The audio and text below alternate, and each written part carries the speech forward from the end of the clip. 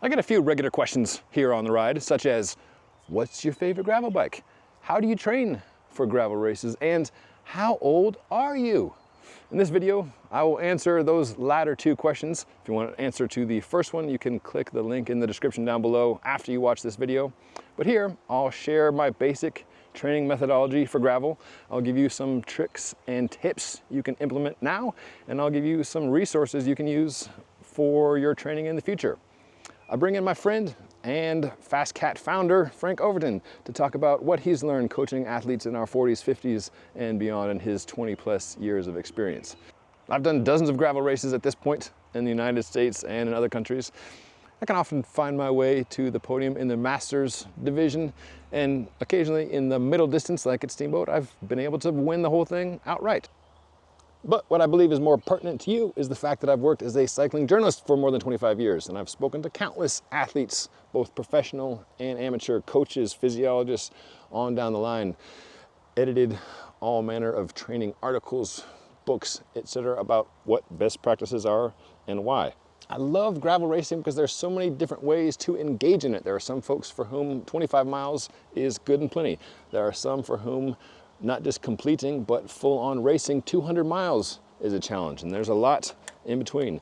This, plus the fact that there are so many of us out there all together doing the same thing, is part of what keeps me coming back, because it is such a fun activity, and that really is my basic methodology for training gravel, which is getting out there with other folks, having fun, and pushing myself alongside, sometimes behind, sometimes next to, occasionally even in front of other folks.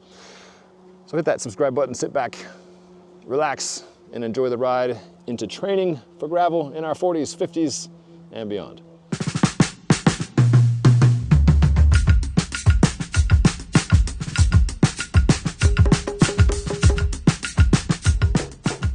So where do you start?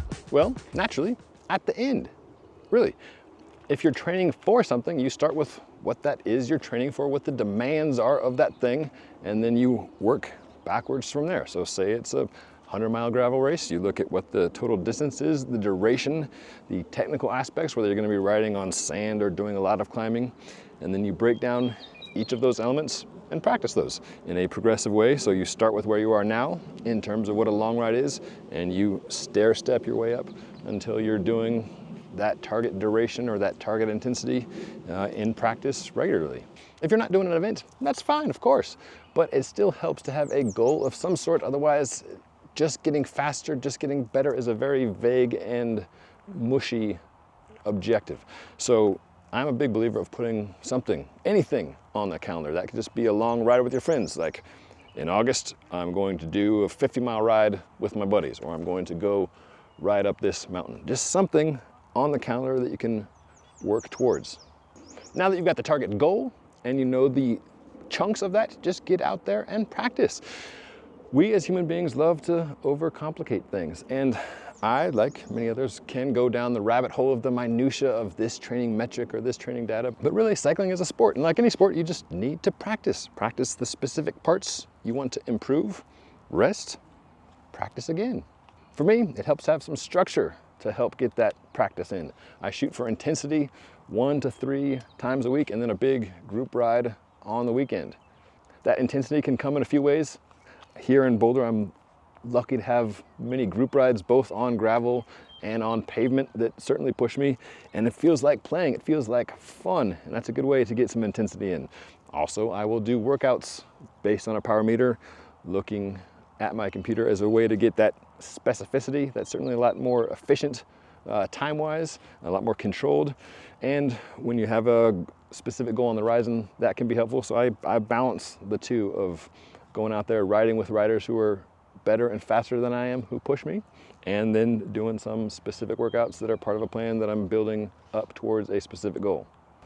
Practicing the surface is a thing, right? If you've never ridden through sand in an event, is not the first time you want to be doing this, for sure. The same goes for climbing on rocky terrain, figuring out what a good cadence is for you, what a good tire is, what good tire pressure is.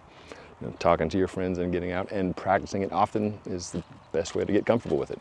Hills or mountains are another thing, right? If you're doing something like Crusher and the Tusher, it's a climb fest, you should probably practice climbing. Not everywhere has the luxury of mountains, but you can at least practice the intensity at the expected duration for those climbs. Practicing your fueling too, that's a thing. Many of us appreciate having high carb mixes now as a way to get in calories, either in bottles or in a hydration pack. That's something you want to practice when you're out there training and not have it be a first time experience on race day.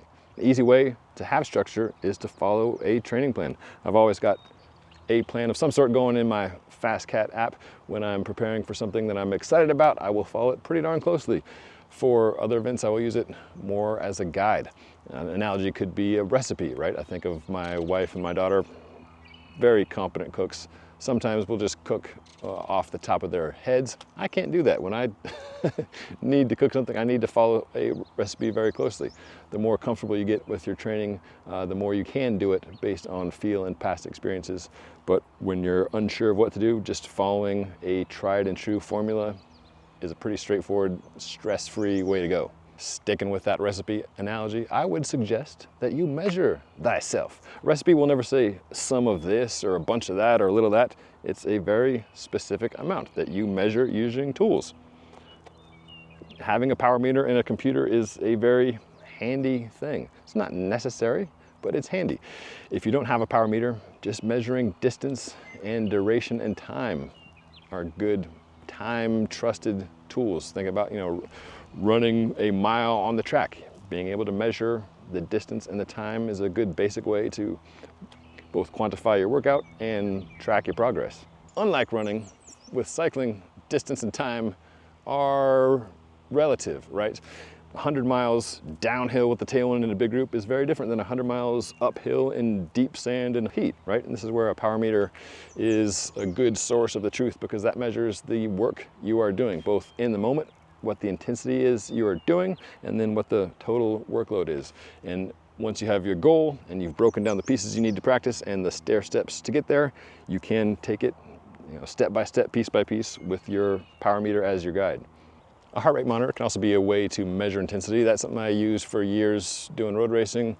I just don't like wearing them these days, so I haven't worn one in a couple years, but that is another tool that people use and as a way to measure, again, your in the moment intensity level and then your total workload. You can also measure your recovery in a number of different ways.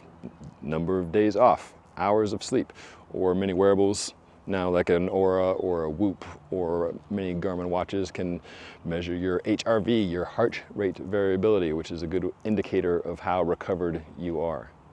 So in a nutshell, my methodology for gravel training is to first pick an event. Put that on the calendar. It's something I want to do, something that motivates me.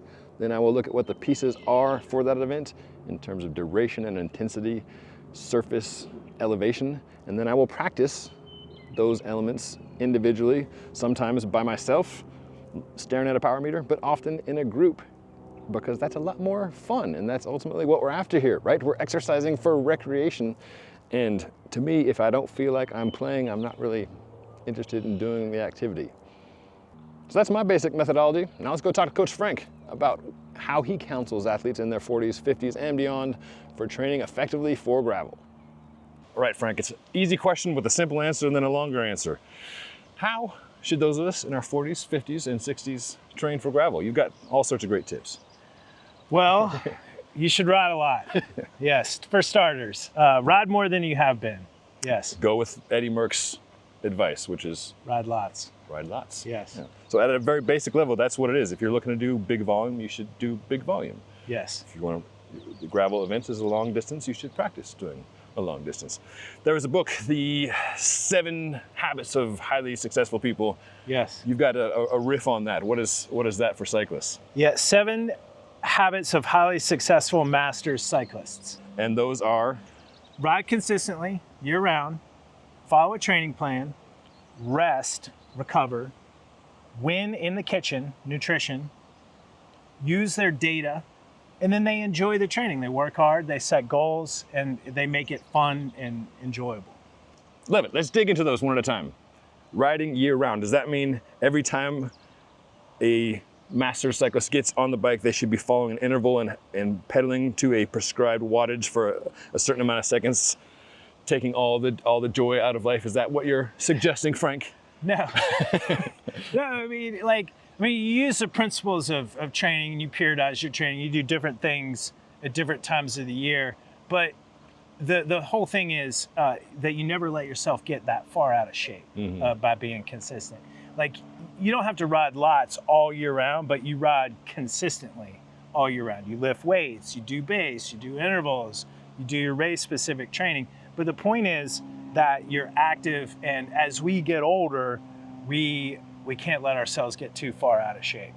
Trust and follow a training plan.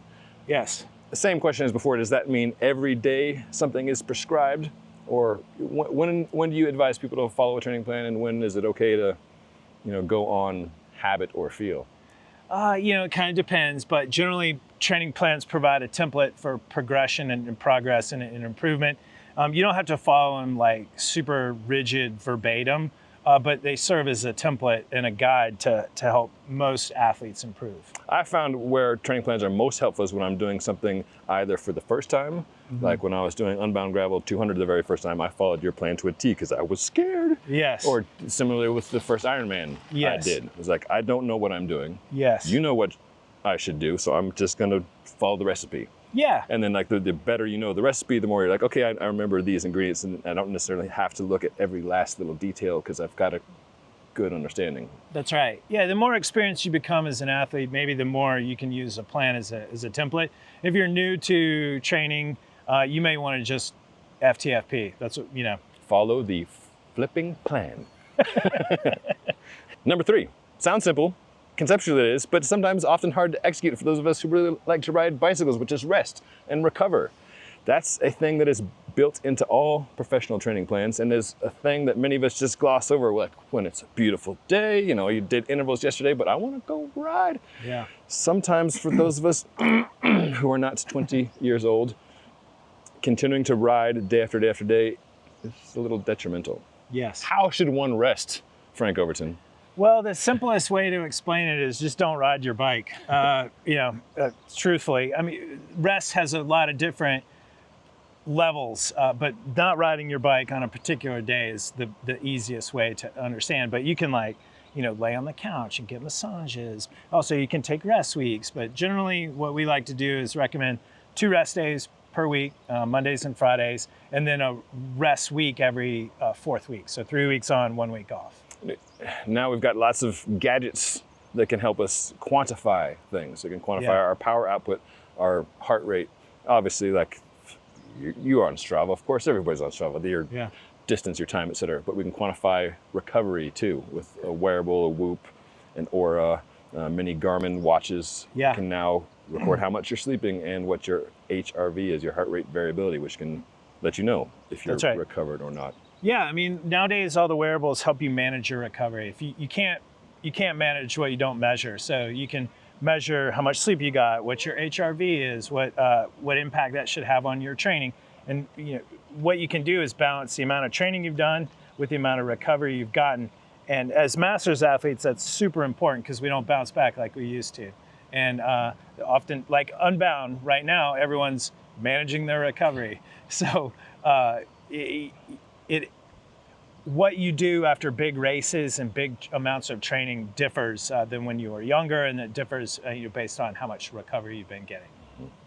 The effectiveness of your training is only as good as you're able to recover from and bounce back stronger from. And if you're just digging yourself down and not recovering, you're not going to be coming back up. That's right. Yeah, you want to make sure you're recovering in order to keep making progression. And a lot of masters athletes, we're super aggressive, train, don't recover enough. And you can dig yourself a hole and you get tired or you burn out or you just stop progressing. So this is the whole point of rest, is when you take rest, you actually adapt and you get faster. That's the whole point. Win in the kitchen. It's a good, catchy slogan, good, catchy phrase. What does it mean to win in the kitchen? Are we racing with the finish line in the kitchen, like posting up across the line in the kitchen? Winning in the kitchen is performance nutrition because 80% of weight loss occurs in the kitchen, 20% on the bike. So really, what winning in the kitchen is eating right.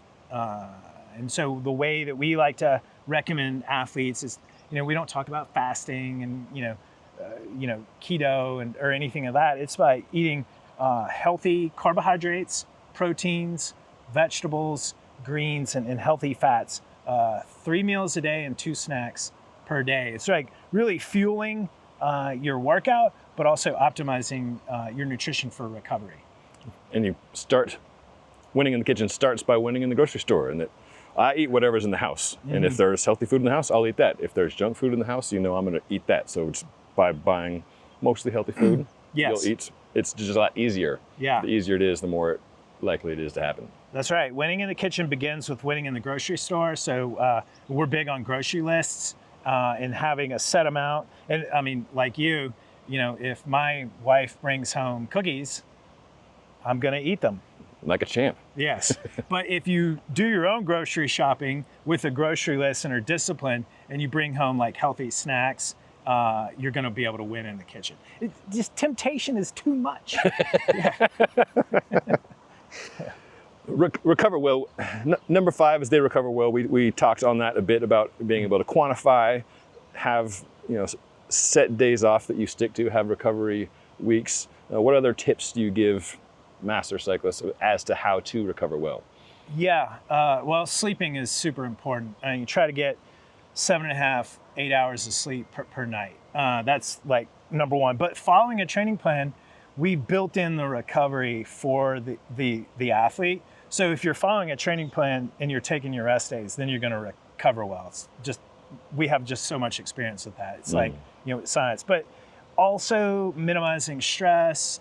Yoga is really great for recovery. Massage is great. Naps are lovely. Also not doing too much. That's part of following a training plan. If you're following a training plan, the plans are designed to help you recover well. But if you go off script and ride double, you're going to dig yourself a hole and need to add more recovery to your plan. Habit number 6, train with data and record it. Why is data helpful? Well, there's so many nuggets of wisdom in the data. I mean, there's just, it's like a bathroom scale. You can understand if you're losing weight by what you're doing by stepping on the scale. Same way with data. If you're measuring your power output and seeing that you're improving, well, then what you're doing in training is helpful. So that's like the most fundamental use of data. Training with data. We're in modern society, we are awash in data metrics. Our Garmin computers or our Wahoo computers have 1,000 different points of data. What are the key pieces of data you encourage athletes to look at, when they're on the bike or when they're off the bike? Yeah, we're really big into the amount of work you do because the amount of work you do from your training and racing really helps you understand how much recovery you need to do. It also helps you understand if you need to do more training, like when we talk about like training load. But also, probably one of the best metrics to track is your FTP. Is your power output going up? FTP is the single greatest determinant of cycling performance, especially for your gravel racing. So if your FTP is 225 watts now, you go do some training and then you test again and your FTP is 250 watts, it's like, yes, you're doing it right. You're improving. And that's why data is gives you that guideline to know if what you're doing is right. Data can also be great in an event, or you just go and do an event. You measure the demands of that event. You don't even have to be paying attention. You just pay attention to where you're riding, not necessarily what's going on your computer. Then you come back afterwards and be like, okay, what was that total workload? What was the training score from that? Based on your power meter. Ideally, you can also do it from heart rate, but power will quantify the total load of that event, and then also some specificity, that's right. What was the first hour like, and where did I come off the group, and then you can go back and practice that part. Okay, I need to work on my 10-minute power or my 15-minute power. Right. I mean, data from your events is so critical because I look at it in 3 ways. So number one, how much total volume does your event require? So if you go do an event and you do 5,000 kilojoules, it's you need to be able to do that in training. Also, if you look at the data in the ride, it's okay, there was a 15-minute climb. I need to be able to do this much watts to be in the front group. Or now what we're really seeing in gravel is as it gets more competitive, the beginning of these gravel races are so much harder, and you need to do that in training combined with long rides. And then the other thing is, a lot of athletes, they're going to make their best power in the event when it really counts. So it's really useful to like say, okay, I set a new power output in the first 20 minutes of my race, and that's a conclusion of like, okay, I am improving. Last one, and I love this one because it's all about enjoying the ride, enjoying the work. Your 7th habit of highly successful masters riders is they enjoy the workout and they enjoy, setting goals in the process. How do you counsel people to find their joy, find their fun if it's starting to feel like a grind and work? Sometimes you hear from folks like, I don't want training to feel like another job. I've already got a job. I want to do this as a stress reliever. How do you counsel people? But before you answer that, what do you do for fun? It's a good workout, but it feels like playing. Woo, that's a good one. I mean, you kind of I do a blend of indoor and outdoor training and a blend of endurance rides and interval workouts. I'm a big fan of group rides because they're fun. Yes, sir. Group rides are productive. Now, there's an art of weaving in a productive group ride into your goals. It can be totally done, but it's finding the kind of training that you enjoy, that's sustainable, that enables you to be consistent. Back to number one, train year round. Some people are great. They'll just crank out 5 interval sessions a week. But a lot of us like, okay, intervals on Tuesday, group ride on Wednesday, zone 2 on Thursday, long, fun group ride endurance training on Saturday, and then maybe short, easy, like solo zone 2 training on Sunday. So there's a variety of ways to do it. The thing about training is you can improve. There's many, many ways. It's the best athletes that make the most progress are the ones that find the right balance of structured training with enjoyable training that's consistent, that they do year round. Love it, love it. I'll put a link to the written version of Frank's 7 Habits of Highly Successful Masters Athletes, so you can go back and review that. Make sure you've got those in the back of your head. I want to hit you up for 3 more things. 3 things which I think are vital for gravel training and maybe a little bit different for those of us in our 40s, 50s, and beyond. Intensity, volume, and the all-important simulation ride. That's right. How does intensity differ for older riders versus elite athletes in their 20s who you are guiding? Is it a matter of more intensity? Is it a matter of like time off in between the intensity? What's the difference? What's the same? Well, even masters athletes need to do intensity. They're going to benefit. You just can't do as much as the younger athlete because you're just not, you're older. That's it. That's the thing. You have to balance it. This is why it really helps to follow a training plan, because we weave in the amount of intensity you should do compared to like a younger athlete. But you still need to do it. You just need more recovery. You can't do it as frequent, maybe once a week. Hey, what's up, David? Was that a plant? No, that's an actual fast cat athlete rolling past. David Kendall. Hi, David. You might like also think of like doing 1 intensity session per week versus 2 or 3 that maybe younger athletes to do. Same way with the group ride. So you could do like 1 or 2, 1 group ride that's got intensity per week versus 2 or 3 when you're younger. So you just need to be more moderated in the amount of intensity you do. Let your body adapt to it and recover from it. That's right. Yeah. Also, Zwift racing. Oh man, like maybe 1 Zwift race per week, not 4. Volume.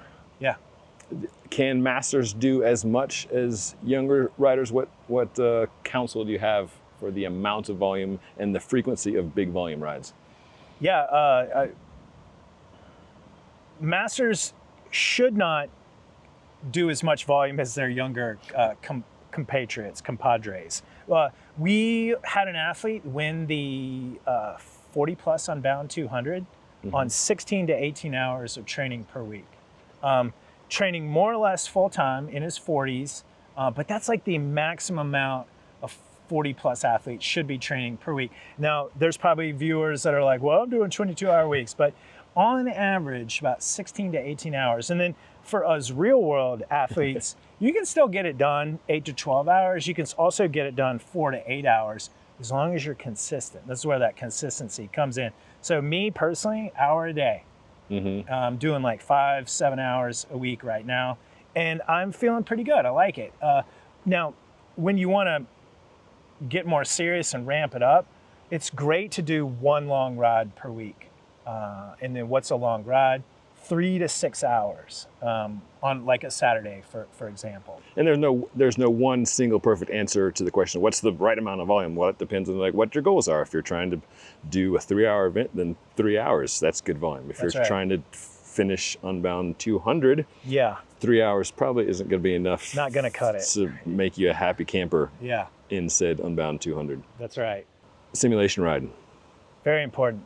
Key bit. And then this for me, I love because it hits all the notes, including it's fun, right? So hopefully doing a progressively longer simulation ride as you build up towards your events with all the things. I'm looking at our bikes here on the ground, like the bike set up the way your bike will be set up on race day. So you're not experiencing a new tire for the first time or a new saddle or even like a new drink mix. Like when I like put all the pieces in place and practice, like cycling's like any other sport. You just you practice over and over. Like it doesn't need to be complicated, but the more you can practice the specific parts of what you're doing, like if you're going to be doing a lot of layups in a basketball game, you should practice layups. You don't want to practice things that are irrelevant to the task at hand. But the simulation ride is like look at what the pieces are for your target goal, and then go practice. Go do them. that. It's like a dress rehearsal for the event. These events are so difficult. It really behooves you in your training to practice how you want to play. And so you take an event that's going to take you 7 hours, well, you should do a 7-hour ride. And you shouldn't just ride easy. You need to ride as hard as you're going to in the event in your training. So like really hard at the beginning, and then a lot of diesel watts in the middle, and then hang on for dear life towards the end. But that's not all. You got to practice your nutrition. And you also got to put your bike through the paces, make sure it's going to work for the terrain, not flat and, all the things, but also work for you. So like I had an Unbound athlete, he loaded up his pack with a ton of food and water, and he had never done that in his simulation rides. And so on game day, his back was sore and his neck was all jacked up. It's like, you got to do that in training so you can either flush that out or make adjustments in the training so that you've got it dialed on come game day. And I preach this, I often practice it, and I often screw it up. Even simple things like putting a top tube bag on like the night before the race, and then I get there in the event and like my knees are hitting it and stuff's falling out. It's like if I had done that previously, I would have figured out what the problems were and could make adjustments, but now here I am. Right. And another thing is the way we do our long group rides on the weekend. I mean, it depends on where you live, how your knucklehead friends like to ride, but often on group rides, there'll be a stop and you can go in the store and take some time and hang out, maybe sit down and have a coffee. That's usually not how it works in a gravel race. So trying to practice what you're looking to achieve is a way to make sure that when that happens in the event, it's not the first time it happens. So like, group rides are great for doing your long endurance training because it's fun and it gets you out the door and it's not sucky because you're not by yourself. But when game day, when it comes time to do the gravel simulations, there is no stopping unless you plan on stopping in the event. But I've never worked with an athlete that's like, we're going to bring a picnic. Right. So group rides are great, but when the group stops, maybe you plan to keep going. This is where it delineates the difference between fun and actual productivity. So, but a lot of these gravel workouts, they're solo endeavors because they're very specific and you got to do exactly what you want to do. Kind of also one of the holy grails of these gravel simulation workouts is a training partner that's got the similar goals or maybe the similar ride. And that's also similar in ability, so you guys can like do a 2-man time trial for the full distance. That's like pretty awesome because it really helps you get through the 5 hour simulation workout's hard. Yep. If you have a training partner, it's going to be better. Yeah, absolutely. And often, many of us will go to events with a buddy. Like, hey, Frank, you want to do BWR California next year? And yeah, so you're like working towards it together. Yeah. And yeah, just can benefit off of each other's momentum that way. Yeah. All good stuff. Thank you, Frank. You're welcome. Appreciate Thank you, you. Ben. Yeah. So hopefully this overview and these tips have been helpful. If you'd like to use the FastCat training system that I use, it's as simple as getting the FastCat app. Then you plug in what you're training for, when it is, and how much time you have to train, and it will spit out a customized training plan that you can then tweak based on life circumstances as work meetings pop up and kids get sick and what have you. It's an easy way to stay on track for your goals and have some fun doing it as you see your workload progress. So let me know what questions you have. I will do my best to answer them in the comments down below. If it's a technical question, I may punt to Frank for the answer. But I hope what I've left you with is that for gravel training, for those of us in our 40s, 50s, and beyond, it helps to have a goal, to put that goal on the calendar, to break that goal into chunks, and then work progressively towards practicing each of those chunks in a regular fashion. What works for me is having a plan to follow and having people to ride with, because for me, as you guys know, it's all about getting out there and enjoying the ride.